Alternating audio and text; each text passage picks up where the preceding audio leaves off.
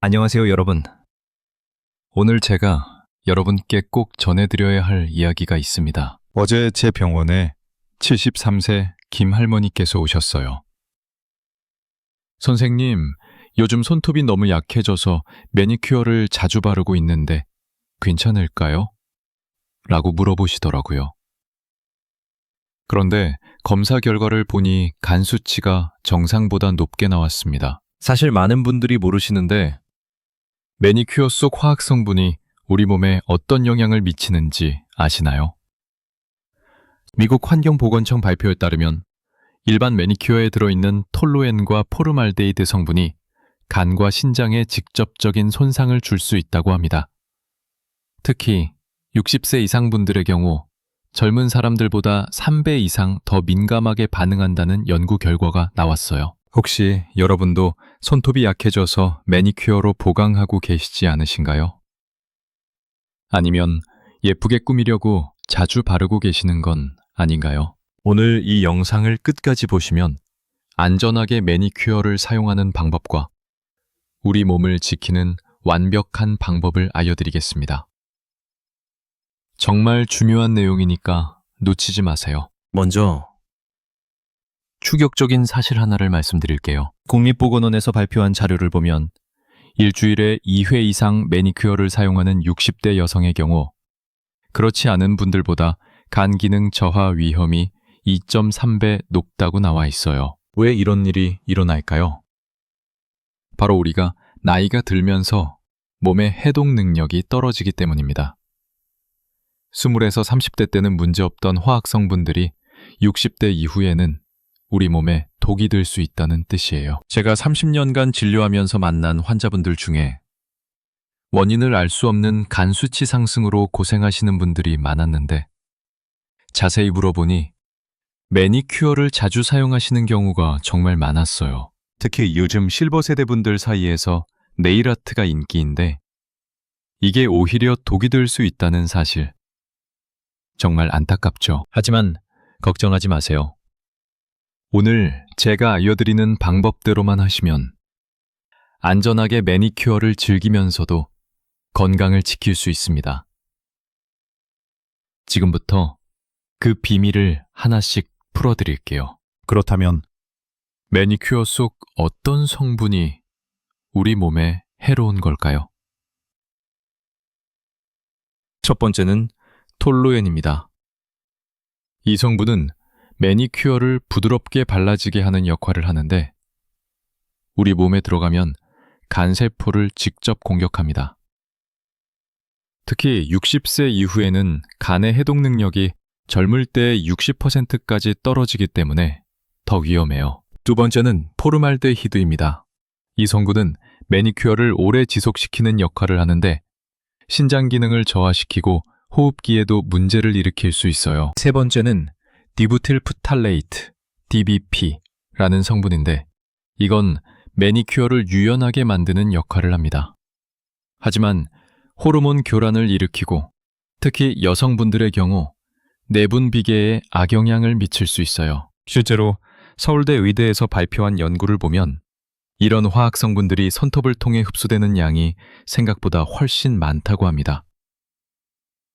손톱은 피부보다 흡수율이 3배 정도 높거든요. 그래서 젊을 때는 괜찮았던 매니큐어가 나이가 들면서 문제가 되는 거예요. 자, 그럼 실제로 어떤 증상들이 나타날 수 있는지 말씀드릴게요.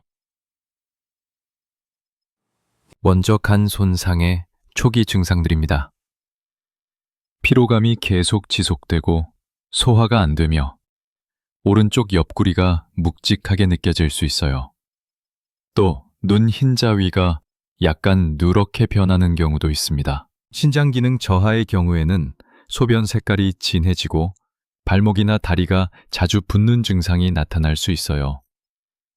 특히 아침에 일어났을 때 얼굴이 많이 부어 있다면 신장 기능을 꼭 확인해 보세요. 호흡기 증상으로는 매니큐어를 바를 때나 바른 직후에 기침이 나거나 목이 따가울 수 있어요.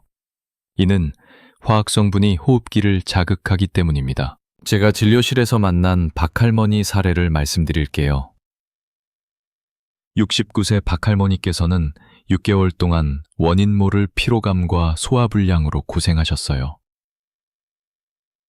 여러 검사를 해도 특별한 이상이 없었는데 자세히 물어보니 손자 며느리가 해주는 매니큐어를 일주일에 3번씩 받고 계셨더라고요. 매니큐어 사용을 중단하고 간 해독에 좋은 음식을 드시게 했더니 3주 만에 증상이 크게 호전됐습니다. 이제 일상생활에서 숨어있는 위험 요소들을 알아볼까요? 첫 번째 위험 요소는 환기가 안 되는 좁은 공간에서의 사용입니다.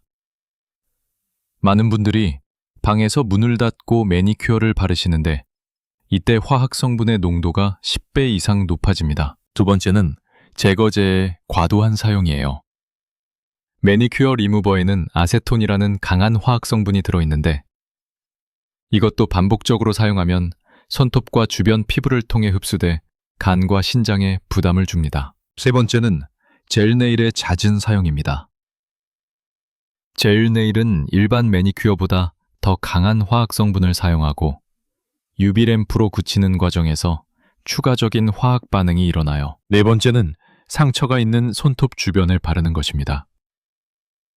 큐티클 부분이 상처가 났거나 손톱 주변 피부에 상처가 있을 때 매니큐어를 바르면 화학 성분이 혈관으로 바로 들어갈 수 있어요. 다섯 번째는 오래된 매니큐어 사용입니다. 개봉한 지 1년 이상 된 매니큐어는 화학 성분이 변질되어 더 독성이 강해질 수 있습니다. 이제 가장 중요한 해결책들을 알려드릴게요. 첫 번째 해결책은 사용 빈도를 줄이는 것입니다. 60세 이상 분들은 매니큐어를 월 1회 이하로 사용하시는 것이 안전합니다. 특별한 행사가 있을 때만 바르시고 평상시에는 투명 베이스 코트나 영양제만 사용하세요. 두 번째는 3프리 또는 5프리 제품을 선택하는 것입니다. 3프리에는 톨루엔, 포르말데히드, DBP가 없는 제품이고 5프리에는 여기에 포르말데히드 레진과 캄파까지 제외한 제품이에요. 가격은 조금 비싸지만 건강을 생각하면 투자할 가치가 있습니다. 세 번째는 환기를 철저히 하는 것입니다. 매니큐어를 바르기 전에 창문을 열고 선풍기를 틀어서 공기 순환을 시키세요. 최소 30분은 환기를 시켜야 합니다. 네 번째는 올바른 제거 방법입니다. 아세톤 대신 아세톤 프리 제거제를 사용하고 제거할 때는 면봉에 제거제를 적셔서 10초 정도만 올려놓은 후 살살 밀어내세요. 절대 억지로 긁어내면 안 됩니다. 다섯 번째는 손톱과 주변 피부 관리입니다. 매니큐어를 바르기 전에 상처가 있는지 확인하고 바른 후에는 핸드크림을 충분히 발라주세요. 계속해서 실천 방법을 더 자세히 알려드릴게요. 여섯 번째 방법은 베이스 코트를 반드시 사용하는 것입니다. 베이스 코트는 손톱과 매니큐어 사이의 보호막 역할을 해서 화학 성분의 직접적인 접촉을 막아줍니다. 특히 60세 이후에는 손톱이 얇아지기 때문에 더욱 중요해요. 일곱 번째는 시간 제한을 두는 것입니다. 매니큐어를 바른 상태로 3일 이상 유지하지 마세요. 오래 둘수록 화학 성분이 더 많이 흡수되고 손톱이 숨을 쉬지 못해 약해집니다. 여덟 번째는 손톱 휴식기를 갖는 것입니다. 매니큐어를 제거한 후에는 최소 일주일은 아무것도 바르지 마시고 손톱이 자연스럽게 회복할 시간을 주세요. 이때 손톱 영양제나 오일을 발라주시면 더 좋습니다. 아홉 번째는 정품 사용입니다. 시장에서 파는 저렴한 가짜 제품들은 더 위험한 화학 성분이 들어있을 수 있어요. 브랜드 매장이나 믿을 만한 온라인 쇼핑몰에서 정품을 구매하세요. 열 번째는 전문가와 상담하는 것입니다. 만약 간 기능 검사에서 이상이 나왔거나 신장 기능에 문제가 있으시다면 매니큐어 사용 전에 반드시 의사와 상담하세요. 마지막으로 몇 가지 추가 주의사항을 말씀드릴게요. 먼저 나이별 맞춤 조언입니다.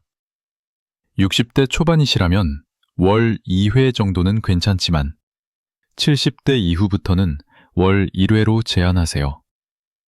80대 이상이시라면 특별한 경우가 아니면 사용을 피하시는 것이 좋습니다. 임신 중이거나 모유 수유 중인 며느리나 딸과 함께 매니큐어를 할 때는 특히 주의하세요. 임신 중에는 화학 성분에 더 민감하기 때문에 반드시 환기가 잘 되는 곳에서 해야 합니다. 당뇨병이 있으신 분들은 더욱 조심해야 해요. 당뇨가 있으면 상처 치유가 늦고 감염 위험이 높기 때문에 매니큐어로 인한 피부 자극이 더 큰 문제가 될 수 있습니다. 혈압약이나 혈액순환 개선제를 드시는 분들도 주의하세요. 이런 약물들과 매니큐어의 화학 성분이 상호작용을 일으킬 수 있어요. 만약 매니큐어를 바른 후에 두통, 어지러움, 메스꺼움 등의 증상이 나타나면 즉시 제거하고 병원을 방문하세요. 이는 화학 성분 중독의 초기 증상일 수 있습니다. 그리고 손톱 무좀이 있으시거나 손톱이 두꺼워진 분들은 매니큐어 사용을 피하시는 것이 좋습니다. 지금까지 말씀드린 내용을 정리해 드릴게요. 첫 번째 핵심은 사용량과 횟수 조절입니다. 60세 이상 분들은 매니큐어를 월 1회 이하로 사용하시고 3프리 또는 5프리 제품을 선택하세요. 이것만으로도 간과 신장 손상 위험을 70% 이상 줄일 수 있습니다. 두 번째 핵심은 환경 관리입니다. 반드시 환기가 잘 되는 곳에서 사용하고 사용 후 30분 이상 환기를 시키세요. 그리고 베이스 코트를 꼭 사용해서 직접적인 화학 성분 접촉을 막으세요. 세 번째 핵심은 사후 관리입니다. 매니큐어를 3일 이상 유지하지 마시고 제거 후에는 일주일 이상 손톱을 쉬게 해주세요. 이때 손톱 영양제나 오일로 관리해 주시면 더 좋습니다. 여러분, 아름다운 손톱을 원하시는 마음은 충분히 이해합니다. 하지만 건강을 해치면서까지 할 필요는 없잖아요.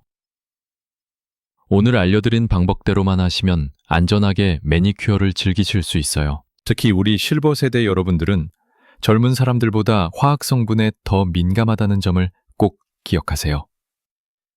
예방이 치료보다 훨씬 중요합니다. 마지막으로 희망적인 메시지를 전해드리고 싶어요. 이미 매니큐어로 인한 건강 문제가 있으셨다 하더라도 걱정하지 마세요. 우리 몸은 정말 놀라운 회복력을 가지고 있거든요.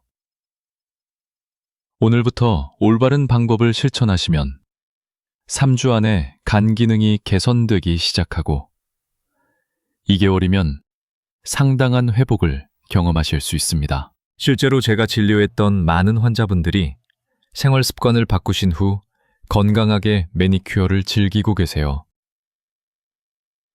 75세 이 할머니께서는 이제 손자들과 안전하게 네일 아트를 할 수 있어서 너무 행복하다고 말씀하시더라고요. 오늘부터 실천해 보세요.